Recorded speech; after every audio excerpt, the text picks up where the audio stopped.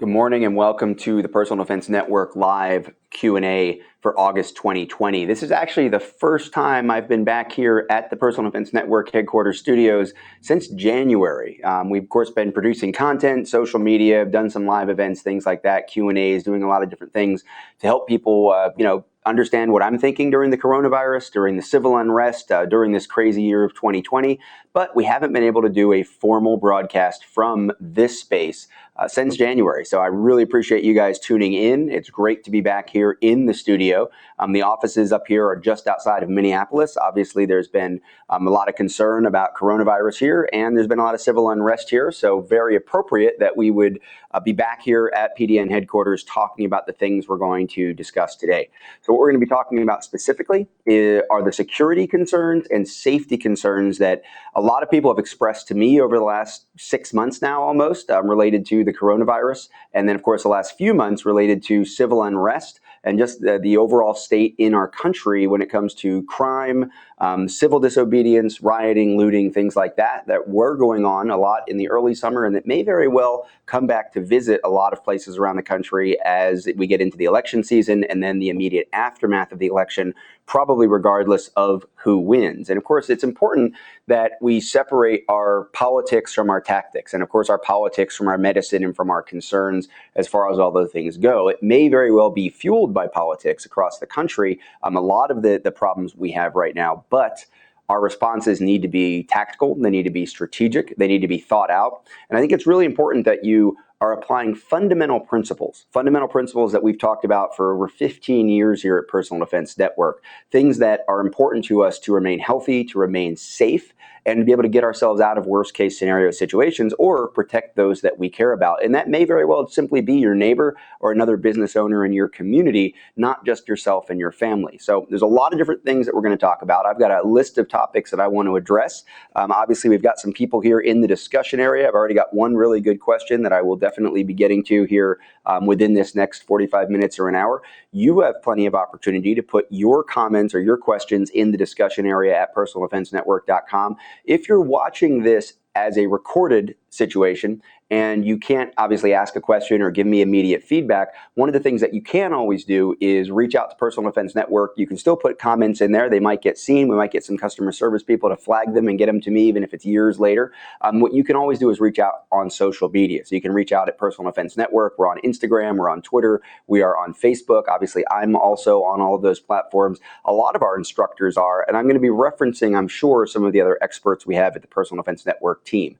If this is your first time looking at a PDN Q&A live, we try to do these as often as we can. Traditionally, we do them monthly. 2020 has been a difficult year, but we're probably going to get back to that. And we have hundreds of free videos and articles. So if you're not a member yet, we'll talk more about that as the day goes on as well. If you're not a paying member, if you're not a premium member, a gold member, or a platinum member at Personal Defense Network, there's still plenty to take advantage of here in terms of both these live events that are interactive, question and answer, and our recorded videos that have been, again, over 15 years worth of content production, and our articles and our blog. So take a good look at the personaldefensenetwork.com website if it's your first time visiting when we're done here, because right now I want to get into some of these thoughts. First of all, again, 2020, just an amazing year in terms of people's awareness of their need to be prepared to defend themselves, to take care of themselves, to take care of their families. And I say amazing, and I realize that that's a little bit opportunistic. Maybe we're capitalizing on a bad situation to point out just how important the things that you, if you are a member of Personal Defense Network or a frequent viewer or a follower of any of the training programs that the team has run over the last couple of decades, you already know. You already know that it's important to be prepared. It's important to be trained. It's important to be equipped. It's important to be aware. And in a worst case scenario, it really could be life and death that's decided based on what you did months or years ahead of time. So that's important to consider. How many of us in March were sitting around looking at a lockdown, looking at isolation, looking at being out of work, worried about the supply chain being disrupted, and we didn't have what we might actually need in our home. One of the things that we were putting out in March, a lot of people inside of this community, to the initial concerns, how much food do I need? What do I need? Well, we were talking about 2-week lockdowns. Right away, you need 2 weeks worth of food. And I'll tell you, I was really surprised how many people who are in that prepper category, or people who are of the mindset of being prepared, who were ready to close their doors and stay home from work for 2 weeks and immediately break into, the MREs or the long-term food solutions, when really that kind of a moment that we all faced all around the world, really somewhere between February and April, is the moment to take that cash reserve that you have. It's the moment to pool your resources with your family. It's the moment to do the inventory of what's in the pantry, go to the store. And what I told a lot of people to do, and I could see the light bulb going off, was, you go buy 2 weeks worth of groceries. You buy 2 weeks worth of food. Remember, with the pandemic situation, we weren't talking about the grid going down. We weren't talking about natural disaster cutting power. We weren't talking about, obviously, food spoiling and things like that. It was just, you were going to have to stay home, right? So the idea of preparation isn't just a stockpile of food for the end of the world as we know it, right? It's not just dry food and water purifiers. It really is, what are you going to do in the moment? And some of that's counter ambush. So that's where I really want to start. I want to start with that isolation concern that we all had.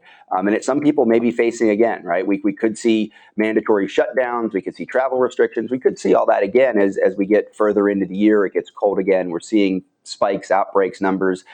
Whatever you need to deal with, right? Whether you think it's appropriate or not. And there's a lot of side discussion we could have for hours on whether the restrictions and the responses are appropriate.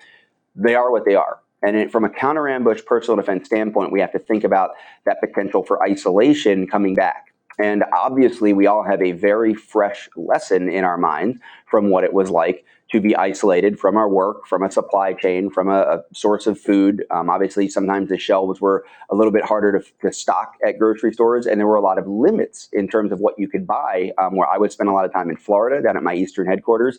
And there was a situation where if we had gone out in the first week of March with a pocket full of cash, we could have bought 2 weeks worth of meat and other supplies very, very easily, put them in the freezer, put them in the refrigerator, and we would have been fine. But if we didn't do that, and I know this happened a lot of places around the country, what you ended up with was a situation by late March where you could only buy 2 packages of meat. So if you get to the store late and you're down to 2 chicken breasts and a package of 1 pound hamburger meat for a family of 4, well, now what happens? You end up having to go to the grocery store every day. And of course, if you are worried about transmission and you are worried about exposure to any virus, to anything that's going on in the public, or dealing with the angst, the civil unrest, the issues with masks and all the things we've had all around our country with violence also, well, then it behooves you to not have to go to the store every day. So again, planning ahead and responding early. That's probably the most important thing about coping with isolation, is sort of accepting the reality of it and then preparing as early as possible, as much as you can. And again, we're going to try to avoid the idea of going into the food that lasts for 20 years that you've got in the basement. We're going to try to avoid the idea of going into the 50-gallon drum of potable water that you've got stored in the garage.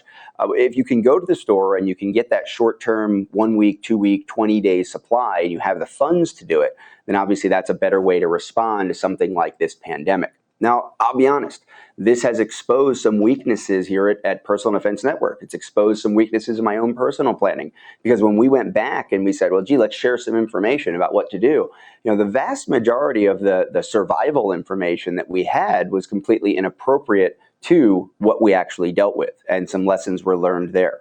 When it comes to isolation, we also have to think not just about the food situation, but we need to think about the defensive situation. And that's an area where I think Personal Defense Network had done a great job.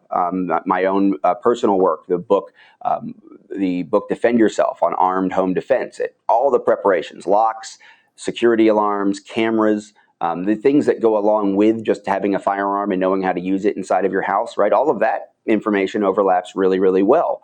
So if you found yourself someone who was practicing good home defense preparation and you were trained for it, you were equipped for it, you had your quick access safe, and you had your cameras, and you used your alarms, and you had good locks, you had lighting outside of your home, motion lights, whatever you had, you found yourself hopefully very easily prepared and confident in your abilities to deal with what we faced as the isolation of the pandemic kicked in during the spring. And again, I'm going to say it over and over again, might come back again this fall. We need to be prepared for that. So home security, overlap, preparation, really good. If you had just gone by everything we put out at Personal Defense, you'd have been all set. Supplies, maybe not. One of the other things I want to talk about when we talk about isolation is the mental health aspect of it. mental health aspect of isolation and being away from work and being away from friends, being away from your normal social activities, watching sports, participating in sports, going to the bowling alley, going out to the bars, whatever that was. Right now around the country, we're still restricted from a lot of our normal social activities. If you're a season ticket holder at the football games or the baseball games, you're not being able to take advantage of that. If that was your release, if that was your venting, if that was the way you met people and hung out with the people that thought the way you did and lived the way you did and talked about the things that you talked about, well, that got taken away from you. Hanging out at the bars and maybe not even drinking a lot. We're not going to talk about the alcohol use, right? As much you can go buy the alcohol and drink it at your house. But the social aspect of being out and going to trivia night or watching the sports on the television or going to the movie theater with your family, all of those things, organized sports. I know a lot of families take their children's organized sports very, very seriously. To a high school kid, that may be the focus, right? Of if you're a high school kid watching this or you have one at home, that could be the focus of your life. It could be your social network. It could be your future plans, what school you're going to go to, what you're doing when you go to the camps during the summer and all that. It could be directly related to those things that were taken away. So what do you have set up in isolation to help you with the mental health aspects of being cut off from all of that? The other side of that, of course, is you're cut off from everybody else and you might be stuck in the house with someone that, sure, their family, they're, your partner, they're your spouse. But at the end of the day, 24/7 for 5, 6, 8, 10, 20 days in a row, that can weigh on any relationship, right? And that can create annoyances and little things that, kind of bother you, but you didn't think were worth mentioning. By day 10, they could cause a fight. And if you're not communicating well, if you're not communicating really well, I know a lot of people that have big families that were in small homes or even normal size home or large home. When you're all confined in one space, by mid-March, early April, they were having daily meetings, right? Vent sessions, sit around the table and say whatever you need to say, talk about whatever you need to talk about. And then, of course, mentioning Walk the Talk America, WTTA.org/love. If you go to WTTA.org, you're going to see a little pop-up window, mental health screening for gun owners, for the family members of gun owners, for anyone in the firearms community. It's a very two-way friendly resource. And quite frankly, all of the screenings are not firearm specific by any means. They are powered by Mental Health America. It's free, it's anonymous, and it's a great way to maybe just relieve some anxiety you might have about whether or not you're suffering from depression or clinical anxieties. When I use it colloquially, if you're worried about something, whatever it is, bipolar disorder, suicidal tendencies, depression, and true clinical anxiety to where it's debilitating concern, you can go there, take that screening and talk about it. And I know a lot of people have taken those screenings, especially over the last 6 months, and found out that, they don't really have anything to clinically be worried about based on their honest answers there. Other people have found resources, again, free local community resources through mental health professionals that are Second Amendment friendly, that are not going to weaponize mental health care to try to take away your guns or make it harder for you to live a good life and be prepared to live a long, healthy life. So WTTA.org definitely deserves a shout out there in terms of isolation. Let me check in here. I am monitoring the chat room. This is something Carl brought this up. I'm going to go back. I know there's other questions that were asked first, but this is a real quick and easy one. Carl Butler's states have laws against committing a crime while concealing your identity, not necessarily just wearing a mask and carrying, right? And this is really important. So I'm assuming if I go back up here, there it is. Brett Brown, majority of states mandating face masks. Where does that leave us with EDC? So this is not a concern. And I think it's really important that we, as members of the firearms community and the personal defense community, safety education community, can't say this with more of a period or maybe with more of an exclamation mark and can't say it often enough.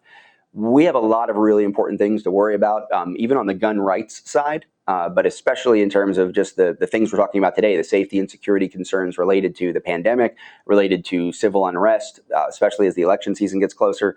We don't need to look for things that aren't really an issue. What I've encouraged everybody to do, if you have any concern whatsoever, you have to not go to the internet, not go to the chat rooms, not even go to the Q&A here at PDN Live, but go to your local law enforcement jurisdiction or your state attorney general's office or whoever controls concealed carry. It would be the Secretary of Agriculture in Florida. I think it's the Commerce Department in Tennessee. Wherever the concealed carry permits, if they exist in your state, or to the Attorney General's office, maybe the state police, maybe your local police. Those are going to be your resources to go to with your concerns about the masks. But as is pointed out here by, I think, who was it, Carl? As was pointed out in there by Carl, these laws that people are concerned about wearing a mask and carrying a gun, every single one that I've seen, and I've seen several of them now because people send me the links, they all reference the intent. This is so important with criminal activity and with criminal charges and certainly with prosecution, the intent to conceal one's identity, right? If you're wearing a scarf because it's cold out and you walk up to the window at the Burger King and or you walk up to the counter at the Burger King and you try to order something and you're carrying a gun, you're not attempting to conceal your identity. And obviously the same is true of medical masks. So be really careful about that. The wearing the mask because you're complying with a mandate, because you're complying with a restriction, because the business owner, the private property owner has said, hey, we'd like you to wear masks here, or out of your own concern for transmission, whether it's receiving or depositing any of the coronavirus when you're walking around in the public or you're in a store, that mask is not being worn to conceal your identity. So this is really, really not an issue.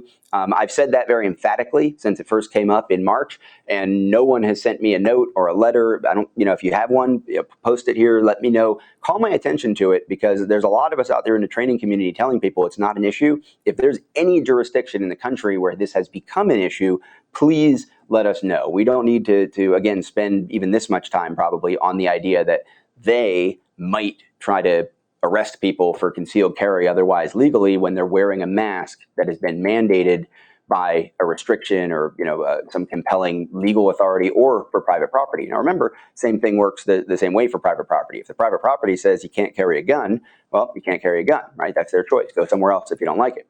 Same thing with the mask. If they're telling you wear the mask, go somewhere else if you don't like it. Wear the mask. You go in wearing a mask and carrying a gun, and the private property owner doesn't have any problem with it, you've got nothing to worry about. So keep that in mind. Let me see what else we have here.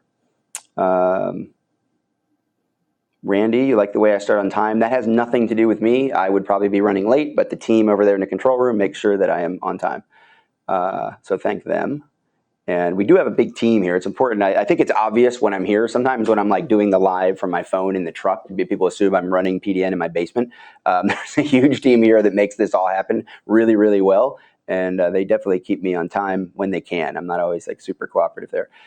Jeff says, with the current climate we're living in, it's more important than ever to be prepared. He goes on to talk about the current ammo situation. So let me talk about that a little bit. It is true that there is, right now we're in one of those times where it's hard to find ammunition. It's hard to find inexpensive ammunition, and it's especially hard to find inexpensive, what I would call training or practice ammunition, right? So I'll give you an example. Down at Ancient City Shooting Range, where my Eastern headquarters is, down in St. Augustine, Florida, we did not take in an order of 9mm that we could have taken in from our primary supplier a couple weeks ago, right? The idea was the owner just decided that he didn't want to have to put 9mm ammo out for $20 a box, and just because it's ridiculous. And if it was less than $20 a box, then the range would have lost money on it. So it's kind of easier just to say to members and say to people like, hey, we just can't get reasonably priced ammunition right now.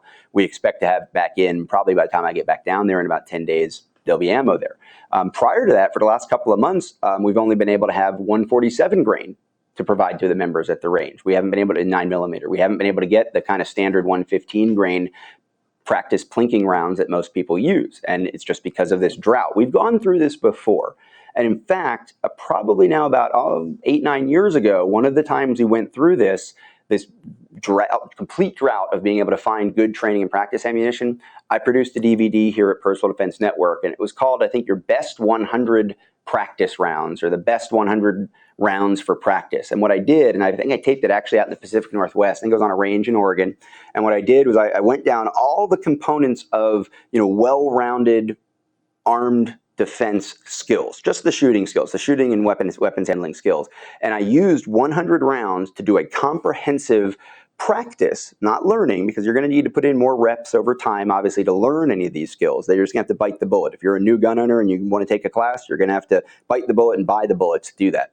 But if you already have been trained, if you already own those skills and you just need to keep them sharp, 100 rounds practice, and I think it's available now as a download. Obviously, not a lot of people buying DVDs these days, but at personaldefensenetwork.com, you can find that DVD download, have it on your laptop, on your tablet, on your phone, and watch it, take it to the range, do whatever you want to do with it. But even just if you just go and read the description of that, it'll give you a really good idea of what I think are the key component skills that you should own as someone who's carrying a gun in the public space, with the idea of being able to protect yourself or someone else.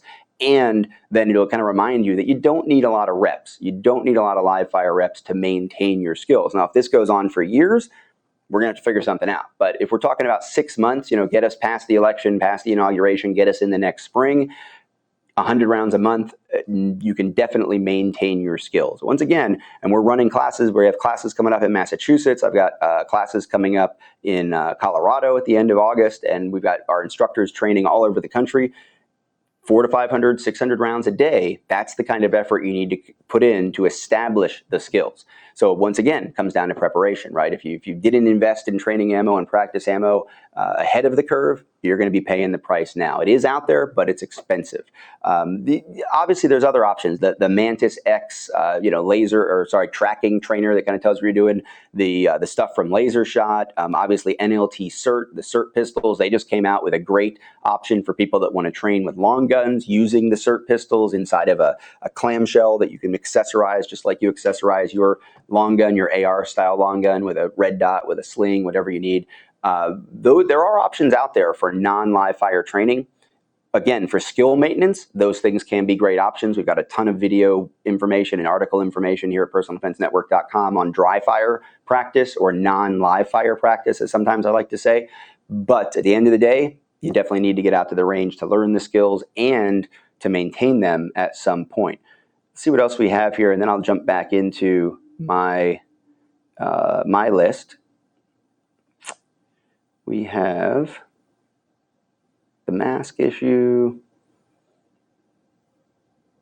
Georgia.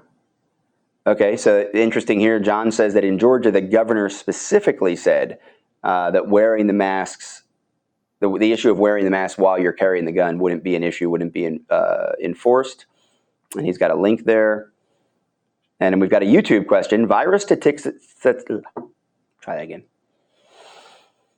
statistics can be questionable depending on who is reporting them. How much lockdown living is necessary? Would I specify different types of preparation for people living in the city versus rural? Okay. So Ken, again, I don't want to get into the politics of it. At the end of the day, you've got to make a decision. You've got to make an objective decision based on what you believe is right or wrong. And this is something we've always said. This is another philosophical, foundational concept at Personal Defense Network, is the idea of should versus could. And what that's meant a lot of different things. But in this case, when we apply the should versus could principle, what I'm asking you to ask yourself is, what should you do? Because if you're basing what you are doing solely on what some authority is telling you to do, right, or what some perceived authority maybe is telling you what to do, I think you set yourself up for not only like a foundational moral crisis, but you could very well be setting yourself up for, falling for a misinformation campaign or following somebody else's agenda. And someone else's agenda may not be protecting you and your family and your community. So we know ultimately, right, the Second Amendment in the United States is meant to help us protect ourselves from enemies, foreign and domestic, that might hurt us. So the idea of just simply going with what the law says, right, or going with what the rules are, or going what the group of experts that you're hearing from right now say, that's not always going to be the best advice. It's not always going to be my advice. It's not always going to be the Personal Defense Network advice, right? At the end of the day, we're not giving you legal advice. We've been really clear on that, even though we have some legal experts here. Legal advice is something very, very different from personal defense education. So what should you do, right? And I'll give you an example when it comes to the mask situation, right? I believe, and we're going to talk about this being out in public anyway, it's on my list. I believe that if you're in an environment where masks are expected, notice I'm not saying mandated, I'm not saying imposed, I'm not saying there's a compliance issue, but if you're going into an area where masks are expected, they're the social norm, and you choose not to wear a mask, you have to accept some responsibility for potentially causing a confrontation. Well, what's one of the basic fundamentals of personal defense is conflict avoidance and conflict de-escalation. So if you're going into the store, which is a private property store, and they have decided they want you to wear the mask, and whether they've decided that because of a government restriction and they're complying with it, or they just personally are worried about coronavirus and they want you to wear a mask, I don't care. When you go into that private property, if they're saying we want you to wear a mask and there's a person there at the door making sure you're wearing a mask or keeping the occupancy at a certain level and putting people in a line, wear the mask and stand on the little taped line 6 feet away from somebody else, because that's what you should do. And again, even if you're going to say, well, they can't ask me. ADA says they can't ask me if I have an underlying physical health condition where if I put the mask on, I have a problem with my lungs and I can't get enough oxygen, so I don't have to wear a mask. And whether that's true or not, I know there's a lot of people that are kind of using that, right? And they're walking up to the door of the store and saying, I have a medical condition, I can't wear a mask, and you can't make me, and you can't know anything about it. Okay, you may very well be making a legal point that you can make, right? You could say that if you want, but you're also potentially causing a confrontation over something that's relatively simple. And on the other side, if you believe that complying with a mask order or, listening to what a private property owner wants you to do is some kind of, a moral compromise that you're not willing to make, I would suggest you just stay home to avoid that, right? So when you ask the question, Ken, about what I think is appropriate in terms of a lockdown, again, I'm not an epidemiologist. I'm taking in a collection of aggregated information from a whole bunch of different sources, including a lot of doctors that I know that are in hospitals that have been dealing with the coronavirus. Some of you may know that I went up to New York and we opened up a range. We opened up a range against the governor's restrictions on ranges being open. We had medical supervision, we had consultation, we had private CCW holders, we had law enforcement participate in the class. The range, obviously they took the biggest risk in opening the doors to us, and we ran a class with masks, with good hand sanitizer use, with social distancing, with a shorter duration than we normally run classes, and with less density, with fewer people in the class than we would normally run in a class. And we felt like that was responsible. We felt like that was the way to do it. It was what we should have done, and it was reasonable given what we believed were the real risks of coronavirus transmission and the real risks if we were to contract the COVID-19, given the people that were participating. There's a lot of people that I would have recommended not attend that class because of other health concerns that they have, right? So the should versus could issue has to get factored in. So I'm not going to tell you if I think lockdowns are a good idea, if masks are a good idea, hand sanitizer is a good idea. I will tell you that I have not locked down. I've been traveling. I have been moving around a lot, but while I've been moving around, I've also been wearing a mask quite often, obviously complying with private property or private business owners' requests, whether it's an airline or a local shop, and I've been using a lot of hand sanitizer. I've taken a couple of tests. I'm antibody negative, so I feel like what we're doing is working. And again, that's what I would suggest you do, is take all the information in that you can, decide what you're going to comply with, what you're going to do for your own personal safety when you're in the crowds, when you're in the public space. But remember, part of your responsibility, especially if you're carrying a gun around, is to avoid conflict and to de-escalate whenever possible. I said this at the very beginning, don't let your politics dictate your tactics. And that's really hard for some people to process sometimes, because we get very emotionally worked up, and obviously our Second Amendment rights and our gun rights and our personal defense rights and our freedoms are incredibly important, regardless of where you are, but particularly here in the US, we value those to a very high degree. That freedom shouldn't be seen as recklessness. It shouldn't put you in danger. And I'm not talking about coronavirus exposure. I'm talking about the danger of a fight, right? We've seen that. We've seen people get shot. We've seen people get stabbed. We've seen people certainly get a lot of YouTube videos and streaming videos on Instagram of people getting in the yelling matches that could have escalated into physical violence very easily. And those things end up with a lot of legal ramifications, social ramifications, emotional ramifications for everybody involved. So conflict avoidance and de-escalation, incredibly important as we look at the crowd issues. One of the other crowd issues I've got on my list is this issue of being in a vehicle and being surrounded by a crowd. Now, this is something that we've addressed before. In fact, there's a video out there somewhere where we basically did it almost like tongue-in-cheek. We talked about defense from within a vehicle while armed, and the camera sort of zoomed in on me. It was in one of the tour trucks a few years ago, and the camera zoomed in on me, and I think I had a hard point, one of the Ram mount crossbreed holsters with a firearm in it. And I said, let's say that you're here, and you've got your gun in the holster and this and that, and you're at a traffic light, and you have a threat in the middle of the intersection, threaten you in a way, or your occupants in a way that you think you could potentially be hurt, killed, and you want to use you're justified in using lethal force to defend yourself. And rather than reach for the gun, I reach for the gear shift and I floor the truck and I run the 3D mannequin target, one of those tactical 3D targets, over and hit it with the wheel and an arm goes flying and I kind of drive off. And that was actually filmed and put out on the internet and social media about 2 weeks before a very high profile law enforcement use of a vehicle as a weapon to stop a lethal threat who was running down the street firing his gun. And you might remember this video where one patrol car is following the person at a pace where they're matching the person who's running, and then another patrol car comes in from the right side of the screen and just runs the guy over and smashes into a sign in the strip mall or the corporate park, executive park, wherever they were there. And that was literally 2 weeks or 3 weeks after we had published this video saying this could be justified. This could be what you need to do. So let's establish that first of all. Yeah, if you're under lethal threat and you're inside of your vehicle, and the appropriate thing might be to use your vehicle as a defensive tool to stop that person from hurting you or someone else.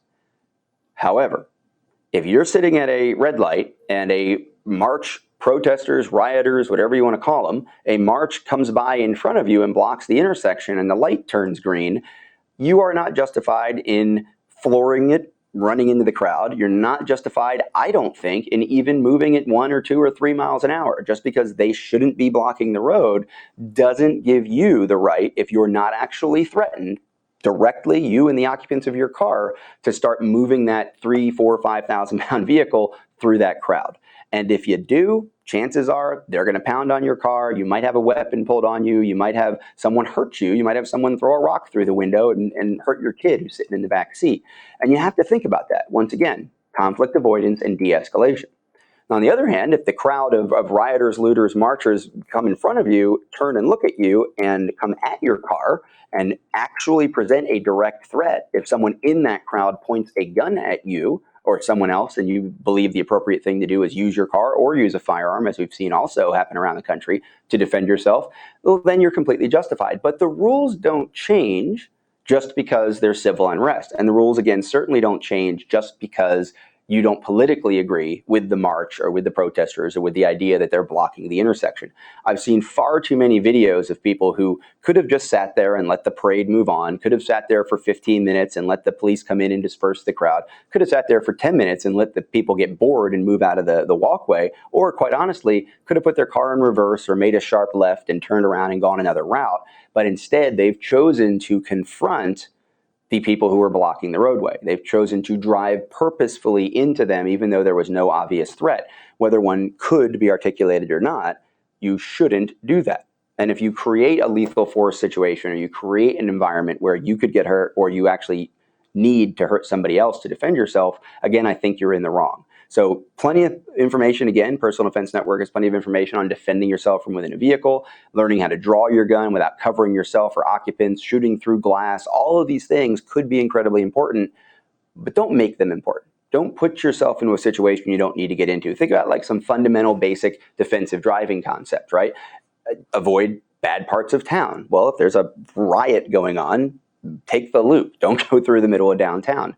If you do find yourself in a situation where the crowd is coming towards you and they aren't supposed to be in that town, obviously you're not looking for a confrontation. Remember that every single time you come to a stop, every single time you're driving in traffic, you should think about a very simple basic idea is make sure you can see the bottom of the tires of the car in front of you. If you're sitting in your vehicle and you can see the bottom of the tires of the vehicle in front of you, you probably have enough space to maneuver. Right? You don't have to be 4 car lengths back, because guess what happens? Somebody's going to come in and cut you off anyway. But if you have a reasonable, about a half a car length or so, reasonable amount of space between you and the vehicle in front of you, you should be able to maneuver your vehicle to turn around, to make a sharp left, to cut through that parking lot, to look for that escape route so that you don't get trapped. We can get into the issues of how to move another vehicle out of the way, ramming a vehicle, low speed, pushing a vehicle out of the way if you need to. There's a lot of different things that go into defending yourself with or while you're in a vehicle. But again, your best bet is to avoid or de-escalate a situation. Just tolerate it, right? I did a live last week, and the idea was, look, if I'm sitting in a vehicle and there's a sketchy crowd around me, I don't want to pull my gun and escalate the situation. But I absolutely might take my seatbelt off, obviously make sure the doors are locked, make sure I keep the car in drive, make sure I have space to maneuver my car, take my seatbelt off, expose my firearm so that I can reach it. I might even put my hand on that gun so that I am staged, but I'm not going to pull that gun out. I'm certainly not going to point it at people until I have a situation where I actually need to do that. And that's actually one of the other things I have here on my list of things to talk about. In the public space, we have taught the staged position for a long time here at Personal Defense Network. The staged position is when you put your hand on your firearm. You're not trying to conceal it. You've exposed your concealed firearm. You've put your hand on the gun. While your hand is on the gun, you do not draw the gun until you perceive a need to use the gun to defend yourself. So the idea is once I pull that gun out, somebody can grab it. Somebody could misinterpret my intentions, right? If I'm not ready to shoot you, I don't want you thinking I'm ready to shoot you. I will shoot you if I need to. I will use this gun to defend myself. But this is, I'm about to shoot you. And this looks like I'm about to shoot you to that person over there, who might be your friend, right? Who might be a police officer, who might be just somebody videoing something that's going to later say, I confronted you. They start the video right now. Yeah, a guy showed up and pulled the gun on somebody. So if I can keep that gun in my holster, all the better.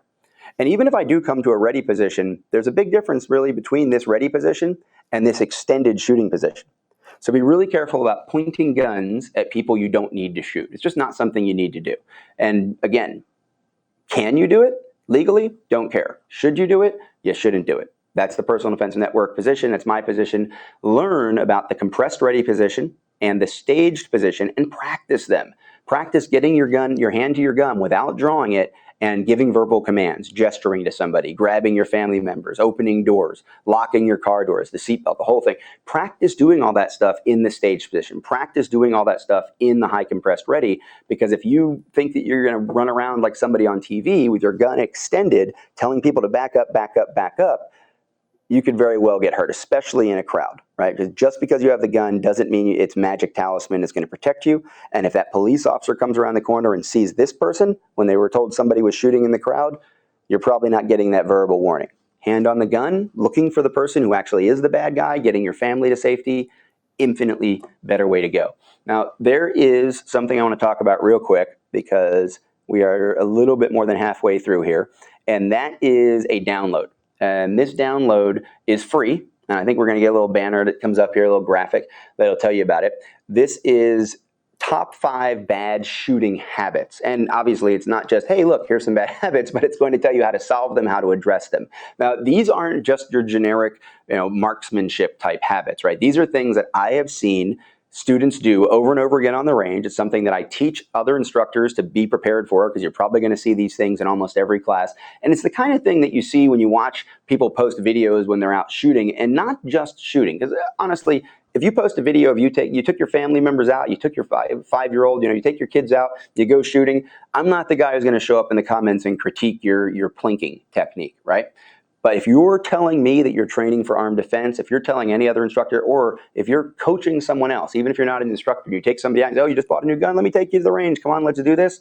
These are the things we're talking about. What are the bad habits that shooters have? What are the bad habits that people who say they are preparing to use a gun to defend themselves or others, what are those bad habits? So there's this free download, check it out. Again, it can't hurt. Maybe you have a better idea than I do how to solve those problems, or maybe you're going to tell me those aren't the top 5 bad habits. Rob, here's a bad habit I see all the time because I'm an RSO or I'm an instructor. I'd love to hear back from you. So check out that download after this, not right now. Check it out in about 20 minutes and let me know what you think. And hopefully you'll find those tips as valuable as other students have and other instructors have as well. One of the things I try to do as much as possible is really empower other people. Even if you're just a responsible gun owner that has a friend who just bought their first gun, you have, I believe, an educational responsibility. Did they get a quick access safe? Did they know how to load the gun? Do they know how to unload the gun? Did they get a good holster if they're going to carry it in public? Have they taken a class? Did they get their concealed carry permit? Forget about the infringement issues. If you're going to carry a gun around in public and you can get a concealed carry permit in your state, it's something you should do, right? Go through that process, because why deal with the legal aftermath of not having done it? And you just might get a tip or two from that instructor that'll keep you from having an accident, a negligent discharge, or getting yourself into trouble when there was really no need for it. So really important that we are ambassadors for responsible firearms ownership, and that's where things like this download will really help. Or sharing this video with people. Let's see what we've got here. As someone, so this is a guest 2328.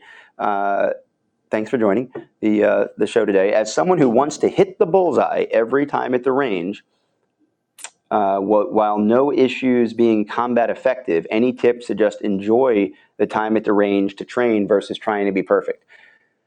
Well, let's define perfection, right? Let's talk about that. And this is a concept called combat accuracy. And I know you have in quotes here combat effective. I have used the term defensive accuracy for probably a little over a decade. Combat accuracy is what we used to call it. Of course, my primary firearms program used to be called the Combat Focused Shooting Program. It's now the Intuitive Defensive Shooting Program. Inside of the USCCA, it's Defensive Shooting Fundamental. Defensive Shooting Fundamentals. We got a lot of different names for it. It's all the same stuff, really. It's the evolution of the same stuff that I started training myself, practicing myself, and teaching in the 90s that we formalized as the Combat Focused Shooting Program. And we're going to talk about combat accuracy. When we talk about combat or defensive accuracy, we're not just talking about this idea that if you pull the trigger and you win the fight, what you did was good enough. And that's how a lot of people put it. Now, is that true? Sure. If you win your fight and no bystanders get hurt, then cool. Like what you did worked. That doesn't mean that that you should train to do or emulate exactly what you saw work, right? That makes sense? Because we know that the vast majority of defensive gun uses don't involve physically stopping a threat, right? A lot of them don't involve guns being fired at all, right? A lot of them don't involve the bad guy getting hit even though guns were fired. And the vast majority, even times when bad guys get hit, they still end up running away, right? So the example I was giving in class, a bad guy shows up with a knife, you draw your gun, you shoot him 3 times in the chest, and he drops the knife, runs away, goes over the hill, around the corner, behind the house, into the dumpster, hides in the dumpster, and the police find him there, an hour later, bled out and dead. Was that a physical stop or a psychological stop? Psychological stop, right? All that energy that person used to run halfway across the town and hide, they could have been using to try to stab you, but they changed their mind, right? So was the shooting effective? It was. Was it combat accurate? Did you hit the intended target area? Sure. If you're aiming for the high center chest, you put 3 rounds in the chest, you were perfect. And that's what's going to get me back to this question. Yes, 2328. I'm really going to get back there. When you hit your target, you are being defensively accurate. So you have to think of accuracy as a yes or no. Now, putting 3 rounds into somebody's chest and having them run away and they drop the knife, you won the fight. Putting 3 rounds into somebody's chest and they drop dead right there and they never take another breath and they never threaten you or anybody else again is still winning the fight. They're both winning the fight. And honestly, at the end of the day, one isn't better than the other in terms of the tactical application of defensive shooting skills. When I say accuracy is a yes or no proposition, what I mean by that is once you define a target area, right? I'm going to do this. I'm going to pull this over here. I've got a little whiteboard situation. That's why we keep it here. We keep it here just in case I decide to use it. And I want you to see this. If I take, and you can see this area right here, a human, I'm a horrible artist, which is why generally the team's like, you don't really need the whiteboard, Rob. We can make graphics. We have skills. But you know what I mean here, right? So we've got a human torso. So there's the face, right? Bad guy. And this is the high center chest area. So we talk about it, being defined as coming off the shoulders, underneath the head, and it's an area about a wide open hand, a pie plate, 8x10, whatever it is.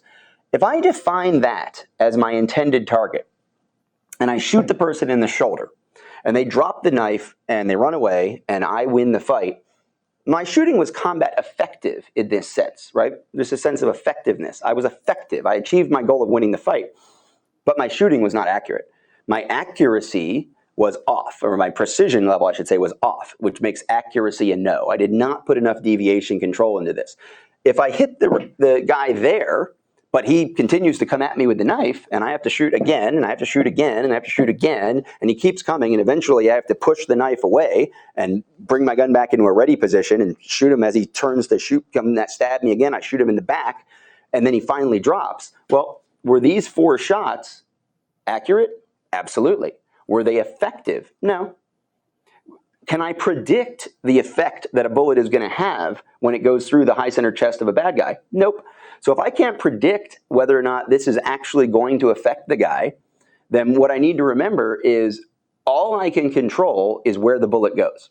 So when you say that you're on a quest to be perfect, I say to you, make sure you're defining your goal well.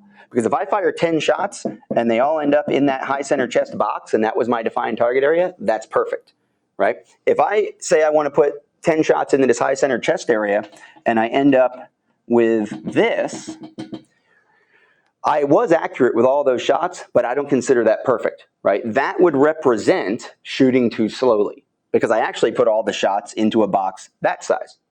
And that's smaller than my defined area, right? So when we're talking about combat accuracy, we also have to talk about, and this is something that, literally, chapters in books and DVDs, there's all kinds of stuff out there on balance of speed and precision. So I want to put enough control, that's the precision, put enough control on the gun so that I hit my intended target area. And if I do that as quickly as I can, I don't put any more effort into controlling the gun than I need to. If I do that as quickly as I can and fill my intended target area, that is perfect shooting. So it really just comes down to redefining perfection maybe for you there, guest 2328. The idea that you think about hitting the bullseye. Like, first of all, if you're shooting at a bullseye target, we're talking about defensive shooting, you're probably using the wrong target, right? So if you look at something like our balance of speed and precision targets, there's a silhouette that looks way better than that one. And there's a high center chest target area. And there's a triangle in the head for the headshots. There's 3-inch circles that also represent the headshots. There's 2 other boxes that are 10 by 10 or 9 by 9 that represent chest areas down on the bottom. And you can use that target to practice shooting at appropriately sized target areas, regardless of the distance, right? The chest is the chest. The head is the head. And the areas that you're shooting at are pretty well defined anatomically for physiological reasons. What happens if you put a round into the base of the brain? What happens if you put a round through the heart or through the lungs or into the spine, right? What happens if you hit the diaphragm? What happens if you break down the collarbone or if you hit any of this vascular area here above the heart? Those are the things we want to happen to make it so that the bad guy physically can't hurt us if that's what we need to do, is physically stop the bad guy. So think about how you're defining perfection. Think about how you're defining your goal, and that might make it easier because there's really, if you still want to hit all your shots in the one hole, doesn't matter if I give you a 20 by 20 target or I give you a 1-inch bullseye, you're still trying to stack all your holes on top of one another when you're firing the gun, and that's in your head. So you got to shift your perspective. There is bullseye marksmanship stuff, and then there is the idea of balancing speed and precision, being combat accurate, and defining accuracy as a yes or no proposition. It's kind of like shooting at steel. Shoot at a steel target and it goes ding, you're happy. You shoot at a paper target, sometimes you want to see that tight group, right? Because somebody's going to take a picture of it and put it on Instagram. You want to think of it more like the steel target. As long as you hit it, you're good. Let's see what else we got here. Buying ammo feels like 2008 all over again. Yeah, it does. 2008 or 2012. Talking about masks. When you wear a mask, where you wear a mask. I do think it's important. Like, I've shared my information, and it's not really for me to say right or wrong, but it is good to see what other people are doing. And then if you have a question, you guys can talk to each other privately and ask people why. Feel free. Let me go down my list of things. We talked about isolation. We talked about preparation. Food was one area that we talked about. I also want to talk about medical stuff. Let me, I'm wearing my, and by the way, if any of you are gold level members at 12:30 today, Central Time, we're going to have probably about half an hour after we end this one, about 45 minutes from now, we're going to have a Q&A inside of the gold membership level just for everyday carry. And we're going to talk a little bit about how everyday carry might have changed under the coronavirus pandemic situations and or because of the crowds and the civil unrest and things like that. But this is something that if you're a PDN fan, if you follow my social media, you've seen this before. This is my ankle medical kit. And there's certain things that are carried in here. We won't get into too much of the detail. But the idea is that this is the kind of stuff we normally think of when we think of medical equipment. We think of what we carry around with us, what we want to make sure that we have, and whether it's in something like this, or it's in a pouch like we would have on the range, or we keep in our car. There's another carrier here from immediate casualty care that again we could just take this tourniquet or take a tourniquet out of here, which is going to be way easier because I don't have to repack it. So I take the tourniquet out of here and I can put it in there just to give you an idea of how this all works. And this might be something that's easier for you to carry depending on how you dress. It may be more comfortable for you than the ankle carry, right? Or you can just keep this in your vehicle, right? Put this right inside of that map pocket, put these clips on there, and you know where it is all the time. Well, this kind of medical equipment is important to personal defense. Obviously, it's important to taking care of yourself. But what about medicine? right? That was a big deal too for a lot of people. If you have a prescription medicine, and I know it's hard with some of the controlled substances, I know it's hard with some of the prescription insurance plans that people have, but it's probably a really good idea, if it's not going to expire or go bad, that you find a way to get an extra month supply, right? And I'm not telling you to skip a pill every other day and make a pile. I'm telling you to get with your doctor, get with a friend who has a doctor, talk to maybe multiple doctors, whatever it is you need to do to be able to have that extra month or two supply your prescriptions, pills, especially if it's life and death stuff, which, if you're taking medicine every day, I hope it's life and death stuff that's keeping you healthy and keeping you around. It's not something you're just, taking for a recreational purpose or whatever else it is, right? So make sure that you have that extra month and think about your family members. I'll tell you the one thing I ran into, it was almost impossible to find kids medicine, just regular kids cold and flu medicine type stuff in any of the pharmacies or any of the big box stores. Probably by late March, it was just wiped out. You couldn't find a thermometer, and you couldn't find children's Tylenol, and you couldn't find children's cold and flu or decongestant or any of that. And I get it. Like, people all of a sudden, they were going to be home for 2 weeks, and whether it was going to help with coronavirus or not, it makes sense to have kids' medicine stocked up. Well, I had a stockpile in Colorado at the Western headquarters, but I did not have a stockpile down in Florida at the Eastern headquarters. And we ended up in a situation where my 5-year-old daughter was spending a lot of time with me down there. And I had to stop at a couple of different places as we moved around to be able to create a stockpile of the standard stuff, the children's Tylenol, children's ibuprofen, decongestant, children's cold and flu medicine. And now, it's one of those gaps that I have filled. So now there's a stockpile in the truck. There's a stockpile at the Eastern headquarters, a stockpile at the Western headquarters, and we have that kind of stuff. So your prescription pills, kids' medicine, just all that general stuff, your own general, ibuprofen, aspirin, when you're stuck at home for 2 weeks, 3 weeks, 10 days, whether the grid's down or not, and you can't go out and get aspirin, but you've got a headache, doesn't have anything to do with a pandemic. It's just you got a headache. You want to make sure that you have those kinds of supplies. The other types of medical equipment that we have, right? We've talked a lot about masks. So one of the things that I've started carrying around is just this pouch of masks. And I bought these masks. This was when everybody was saying, well, we can't, reopen because you can't find masks anywhere. And I went to New York City again this was April. Oh, the city's shut down. You shouldn't go there. It's crazy.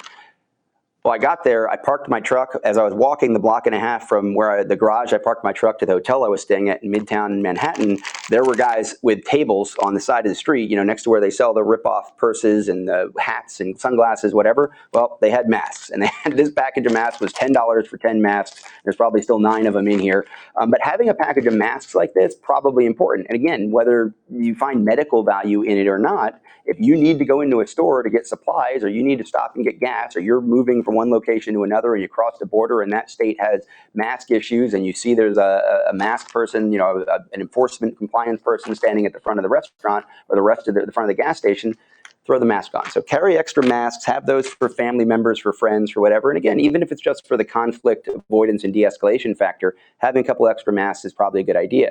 Obviously, if you consider these a medical issue, right? You have an N95. One of the things I did was I went out and bought one of those P100 masks, a true respirator with interchangeable filters, back in March. I didn't have one conveniently in the vehicle, and I went out and found one with a couple extra filters, and I put it in the vehicle as I was moving around because we didn't know what we were dealing with. Now, obviously, I'm not wearing a P100 mask when I go into the convenience stores. I'm driving around Minneapolis today, but it might have been that. And if you didn't have that, you weren't prepared, and you didn't have the mask, you didn't have the gloves, hand sanitizer is another one. You didn't have the hand sanitizer. All those things were almost impossible to find for a period of time in late March, and that could have lasted, and it could happen again. So when we talk about medical supplies, long-term medications for isolation issues, and also the compliance medical equipment, the social compliance medical equipment, the conflict avoidance medical equipment. And again, I get it. You can do this. But there are people that are going to criticize you for walking into a store just holding your t-shirt up over your nose, and that's maybe in some ways worse than just not wearing the mask, right? Because you're sort of feigning compliance. Wear the mask or don't wear the mask, but again, consider your actions when you decide to do those things. The last piece I want to talk about in terms of civil unrest and moving around in the public space is armor. Now, the idea of wearing armor, and I actually have a t-shirt that has a couple of armor panels that I did about a 7-minute video on. You can go find that on the internet. We haven't had a chance to produce a full video here at Personal Defense Network. We're going to get back to producing full, educational videos here actually in September. So you're going to start to see a whole new batch of videos, and one of them will probably be on that Premier Body Armor t-shirt with insertable panels, very, very low profile. But any kind of a panel like this that you can get can be put in a backpack. I have carried a soft panel like this inside of this 511 backpack for years now. It just slips into the back into a laptop compartment. It's a very easy, convenient thing to do. A lot of people after the school shootings, they talk about, should our kids wear backpack armor? Should we have backpacks that have armor in it? I'm a big fan of panels like this that can be moved around. You can, again, put them in the map pocket of your truck. You get some inherent protection if someone were to attack you from behind, but you also have something you can throw in a backpack, throw in a bag, throw in a purse, throw in a diaper bag, put in the back of your baby stroller, or just, tuck under a shirt at the end of the day into your belt line if you need to. So body armor is something that I think is becoming more and more prevalent in the defense community. Remember 10 years ago, very, very few people were carrying around medical kits. Even very, very few instructors made a point of opening up the medical kits out on the range and saying, here's the tourniquet, here's the compression bandage, here's the hemostatic agent.